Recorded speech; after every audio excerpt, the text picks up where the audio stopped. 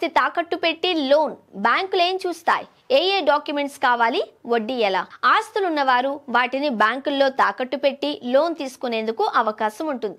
అయితే లోన్ ఇచ్చేటప్పుడు ఆస్తికి, దరఖాస్తుదారుడికి సంబంధించిన ఎన్నో విషయాలను బ్యాంకులు పరిగణనలోనికి తీసుకుంటాయని చెప్పొచ్చు. ఆస్తి విలువలో బ్యాంక్ 60 నుంచి 70% వరకు లోన్ ఇస్తుంది. మీ ప్రాపర్టీ చుట్టూ మౌలిక సదుపాయాలు, ఇంటి వయసు ఇలాంటి అంశాలను ప్రాతిపదికగా చేసుకుని లోన్ మంజూరు చేస్తూ ఉంటుంది. ఈఎంఐను చెల్లించేటప్పుడు రుణగ్రహీత తనఖా పెట్టిన ఇంట్లో నివాసం ఉండొచ్చు. అయితే ఆస్తిని మాత్రం అమ్మే వీలుండదు. ఈఎంఐలు డిఫాల్ట్ అయిన సందర్భాలలో నిబంధనలకు అనుగుణంగా బ్యాంక్ ఆస్తిని వేలం వేస్తుంది. లోన్ టెన్యూర్, లోన్ తీర్చే వ్యవధి సాధారణంగా 15 సంవత్సరాల వరకు ఉంటుంది. కొన్ని బ్యాంకులు ఇంకా ఎక్కువ అంటే 20 ఏళ్ల వరకు కూడా అవకాశం ఇస్తూ ఉంటాయి.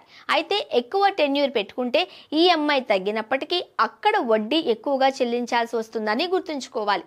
లోన్ ఆమోదించే ముందు ఆస్తిపై ప్రభుత్వ ఆమోదాలు, అనుమతులు, మార్కెట్ విలువ వంటివి చూస్తాయి. ఇంకా ఆస్తిపై వేరే ఏమైనా లోన్లున్నాయా లేదా అనేది చూస్తాయి. ఆస్తిపైన చట్టబద్ధమైన అన్ని వ్యవహారాల్ని క్లియర్ చేశాక రుణగ్రహీత వృత్తి, ఆదాయం, వయస్సు, క్రెడిట్ స్కోర్ వంటి అంశాలను తనిఖీ చేస్తూ ఉంటాయి.